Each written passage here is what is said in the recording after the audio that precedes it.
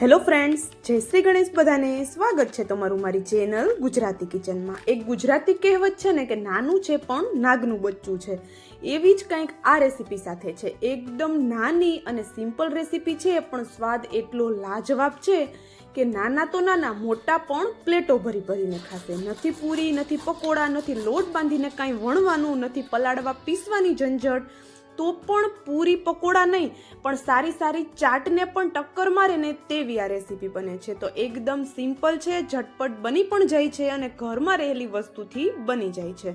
તો ચોક્કસ ટ્રાય કરજો. તો ચાલો બનાવવાનું શરૂ કરીએ. તો એના માટે સૌપ્રથમ આપણે એક મિક્સિંગ બાઉલમાં અડધો કપ જેટલો ઝીણો રવો લઈ લીધો છે. આ રવો છે એમાં બાઇન્ડિંગ માટે આપણે 2 ચમચી જેટલો ચણાનો લોટ એડ કરી દઈએ. માત્ર 2 ચમચી જેટલો જ એડ કરવાનો છે, એનાથી વધારે એડ નથી કરવાનો. સાથે જ અહીંયા આપણે સ્વાદ પ્રમાણે મીઠું એડ કરી દઈએ. અને હવે આ બધું મિક્સ કરી અને આપણે જે કપથી રવો લીધો હતો એ સેમ કપથી અડધો કપ આપણે અહીંયા પાણી એડ કરી દેવાનું છે. અત્યારે આપણે અડધો કપ પાણી એડ કરી આ બધી વસ્તુને એકદમ સરસ મિક્સ કરવાની છે કે કોઈ પણ વસ્તુમાં ગાંઠા ન રહી જાય. તો હવે આપણે આ બેસન અને રવો છે એને સરસ મિક્સ કરીએ છીએ અડધા કપ પાણી સાથે, પણ આગળ આપણે હજુ પાણીની જરૂર પડવાની છે તો આપણે એ પાછળથી એડ કરશું, પણ અત્યારે આપણે માત્ર અડધો કપ જ એડ કરવાનું છે. તો અહીંયા જોઈ શકો છો બધું સરસ એવું મેં મિક્સ કરી દીધું અને બિલકુલ આમાં ગાંઠો નથી રહી. તો અહીંયા જોઈ શકો છો તમે, હું તમને બતાવી પણ દઉં કે આવું ઘટ એવું આપણું બેટર બનીને રેડી થયું છે. તો ચાલો એને અત્યારે સાઈડમાં રાખી દઈએ અને અહીંયા આપણે એક પ્લેટ લઈ લીધી. પ્લેટમાં આપણે અહીંયા 2 બાફેલા બટેટા લઈ લીધા છે. જો બટેટા તમારી પાસે બાફેલા પડ્યા હશે ને તો આ રેસીપી એકદમ ઝટપટ બની જશે, અને જો ન બાફેલા હોય તો પણ બાફવા રાખી દઈ અને સાઈડની તૈયારીઓ કરી લેશો ને તો ફટાફટ આ રેસીપી બની જ જવાની છે. તો હવે બટેટામાં આપણે એકદમ બારીક કટ કરેલું લીલું મરચું એડ કરી દઈએ. સાથે જ આપણે અહીંયા એક નાની સાઈઝની ડુંગળી એને પણ બારીક કટ કરીને આપણે એડ કરેલી છે. અને મરચાના એકદમ બારીક ટુકડા એડ કરશો તો વધારે સારો સ્વાદ આવશે. મરચાની પેસ્ટ આપણે એડ નથી કરવાની. 2 ચમચી જેટલી આપણે કોબી એડ કરી દીધી. અને અહીંયા લસણવાળી ચટણી મારી પાસે હતી તો મેં અડધી ચમચીથી થોડી ઓછી એડ કરેલી છે. લસણવાળી ચટણી ન હોય તો લસણને ખાંડીને પણ એડ કરી શકો છો, અથવા તો શેઝવાન ચટણી પણ એડ કરી શકો છો, અથવા તો કોઈ પણ વસ્તુ ન હોય તો સ્કીપ પણ કરી શકો છો. હવે ઘરના રેગ્યુલર મસાલા એડ કરીએ, જેમ કે હળદર, મીઠું અને હલકો એવો અહીંયા આપણે લીંબુનો રસ એડ કરી દઈએ.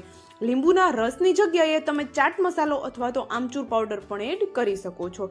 સાથે લીલા ધાણા એડ કરી દઈએ. વધારે કોઈ મસાલા એડ નહીં કરીએ. આ સિમ્પલ મસાલા સાથે જ ખાવામાં ખૂબ જ ટેસ્ટી એવું લાગે છે. જો તમારે થોડો ગરમ મસાલો એડ કરવો હોય તો તમે એડ કરી શકો છો. હવે આ બધા મસાલા સાથે આપણે જે બટેટાના મોટા ટુકડા છે એને હાથેથી મસળી એકદમ સરસ એવા મેશ કરી લેવાના છે. તો અહીંયા જોઈ શકો છો આપણે બધો મસાલો છે એને હાથેથી મસળી અને એકદમ સ્મૂથ કરીએ છીએ. ત્યાં સુધીમાં વિડીયો જો તમને થોડો પણ પસંદ આવતો હોય તો વિડીયોને લાઇક, શેર અને ચેનલ પર નવા હોય તો જલ્દીથી ચેનલને સબસ્ક્રાઇબ કરી દેજો.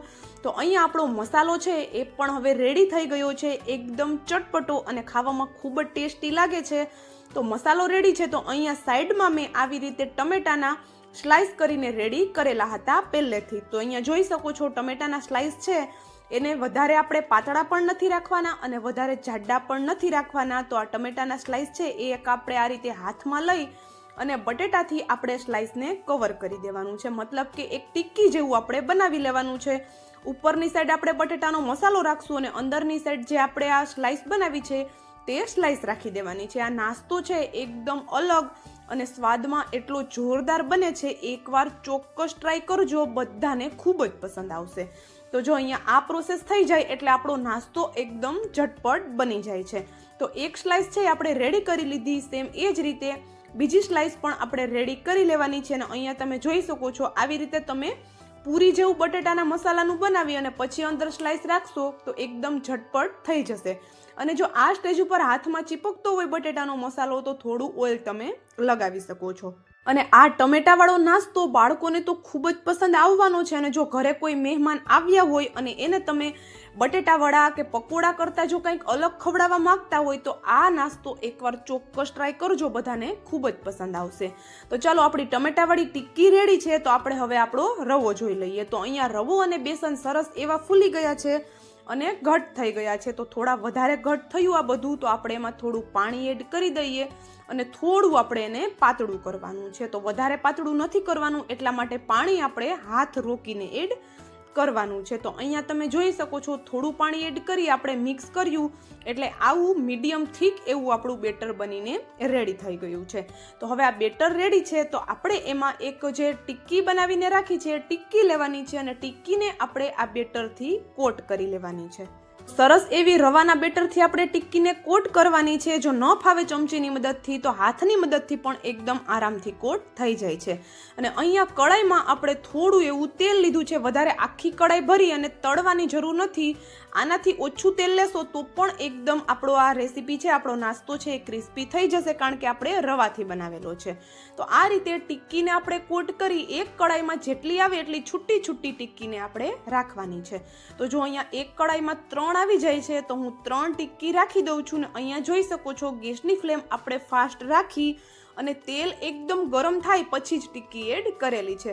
રવાથી આપણે આ બેટર બનાવેલું છે એટલા માટે તેલ એકદમ ઉકળતું ગરમ થાય પછી જ આપણે એડ કરશું નાસ્તાને, નહીતર નાસ્તામાં તેલ ચડી જશે. તો અહીંયા આપણે ઉકળતા તેલમાં નાસ્તો એડ કરશું એટલે નાસ્તામાં બિલકુલ તેલ પણ નહીં ચડે અને નાસ્તો રવાના લીધે એકદમ ક્રિસ્પી કુરકુરો બનશે અને અંદરથી જે આપણે ફિલિંગ ચટપટી ભરેલી છે એના લીધે આ નાસ્તાનો ટેસ્ટ ખૂબ સરસ આવશે. તો જો એક સાઈડથી શેકાઈ ગયું એટલે આરામથી એની બીજી સાઈડ પલટી જાય છે, તમે જોઈ શકો છો. અને કલર તમે નાસ્તાનો ચેક કરી શકો છો, એકદમ જોરદાર આવ્યો છે. જોઈને જ ખબર પડે છે કે આપણો આ નાસ્તો છે એ ખાવામાં એકદમ ક્રિસ્પી કુરકુરો બનેલો છે. તો જો અહીંયા આપણો નાસ્તો છે આપણે બંને સાઈડથી એમ જ હાઈ ગેસની ફ્લેમ પર તળી લેવાનો છે. તો જોઈ શકો છો તમે સરસ એવો તળાઈ ગયો છે. તો આપણે એને બહાર કાઢી લઈએ. ને આ નાસ્તો તળવામાં પણ એકદમ ઈઝી છે, ઝટપટ તળાઈ જાય છે. અને સારી વાત તો એ છે કે રવાથી બનાવ્યો છે તો પણ તેલમાં જઈ અને બિલકુલ છૂટું નહીં પડે કે નહીં અંદરની ફિલિંગ બહાર આવે. તો જો અહીંયા આપણો એક બેચ છે ક્રિસ્પી કુરકુરો તળાઈને રેડી થઈ ગયો છે. સેમ એ જ રીતે બીજો બેચ પણ આપણે તળી લેવાનો છે. તો ગેસની ફ્લેમ હાઈ રાખવાની છે એ વાતનું આપણે ખાસ ધ્યાન રાખશું. બાકી આ નાસ્તો એકદમ સિમ્પલ રીતે અને એકદમ આરામથી બની જાય છે. તો જો બીજા બેચમાં પણ 3 ટિક્કી રાખી અને બંને સાઈડથી એને પણ આપણે ક્રિસ્પી કરી લીધેલી છે.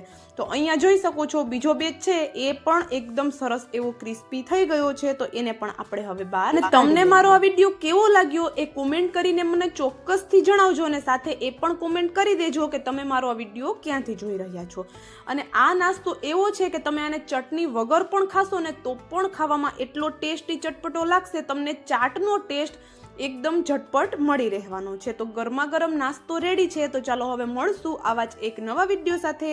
ત્યાં સુધી જય શ્રી ગણેશ બધાને and thank you for watching.